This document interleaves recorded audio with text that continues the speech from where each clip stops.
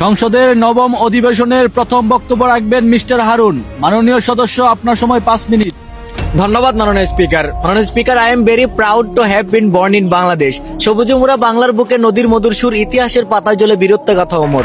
রক্তে রাঙা স্বাধীনতার সে অমলিন গান, হৃদয়ে বাজে আজও তার অগণিত আহ্বান। শ্যামল মাঠ আর নীল আকাশ দ্বারা স্বপ্ন আঁকে দেশ, বাংলাদেশ আমার গর্ব, তার ভালোবাসার নিঃশেষ। কিন্তু অত্যন্ত দুঃখের সাথে বলতে হয়, কবির সেই কাল্পনিক কবিতার বাংলাদেশ আজ ধ্বংসের শেষ প্রান্তে। মাননীয় স্পিকার, আজ আমি গত 1 মাসে দেশে ঘটে যাওয়া কিছু উদ্বেগ ও লজ্জাজনক ঘটনার চিত্র তুলে ধরতে চাই। মাননীয় স্পিকার, আমরা এমন এক দেশে জন্মগ্রহণ করেছি যে দেশের গর্ভবতী মহিলারা সরকারি হসপিটালে চিকিৎসারত অবস্থায় ধর্ষণের মতো জঘন্য কাজের শিকার হয়। আমরা এমন এক দেশে জন্মগ্রহণ করেছি যে দেশের ব্যাংকের সামনে থেকে ব্যাংকের এমডি কে গুলি করে মেরে সর্বস্ব লুট করে নেওয়ার ঘটনাও ঘটে। মাননীয় স্পিকার, গত কিছুদিন আগে চট্টগ্রামের রৌজনে প্রকাশ্যে অস্ত্র হাতে 6 জন লোক, এরা কারা? আর এত অবৈধ অস্ত্রের উৎসই বা কোথায়? যুবদল নেতা মাসুদ হত্যাকাণ্ডের পর সবার মুখে ঠিক একই প্রশ্ন।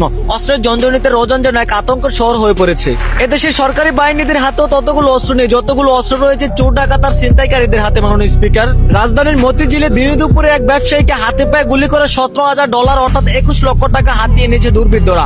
আর একটা মানুষ কেমন নিঃস্ব করে চলে যাওয়া শুধু বাংলাদেশেই সম্ভব। মাননীয় স্পিকার, মিরপুরের সেই ছোট্ট রামেশার রেশ কাটতে না কাটতে বগুড়ায় ঘটে গেল আরেক হৃদয় বিদারক ঘটনা। মাত্র 6 বছরের নিষ্পাপ রাহামণি প্রতিদিনের মতো ঘুম থেকে উঠে প্রাইভেটে যাওয়ার পথে নিখোঁজ। কয়েক ঘন্টা নিখোঁজ থাকার পর প্রতিবেশীদের বাড়িতে মিলল তার কাটা দেহ। যে দেশে রামেশা হত্যার আসামিকে মৃত্যুদণ্ড দেওয়ার পরও আপিল টাপিলের বাহানা দিতে পারে, সে দেশে একের পর এক এসব ঘটনা ঘটে যাওয়া তেমন দোষের কিছু না। মাননীয় স্পিকার, বাংলাদেশে পাসপোর্ট অফিসে ভোগান্তি, সরকারি হসপিটালে দুর্নীতি, চামচাদের 500 টাকা ঘুষ দিতে পারলে সিরিয়াল থাকে সবার ঊর্ধ্বে, আর দিন মজুর খেটে খাওয়া মানুষেরা থাকে সব ক্ষেত্রে পিছিয়ে।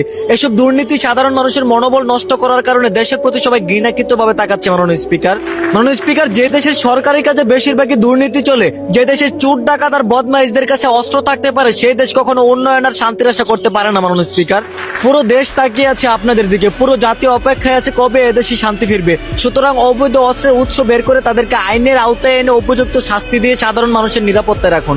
ধন্যবাদ মাননীয় স্পিকার।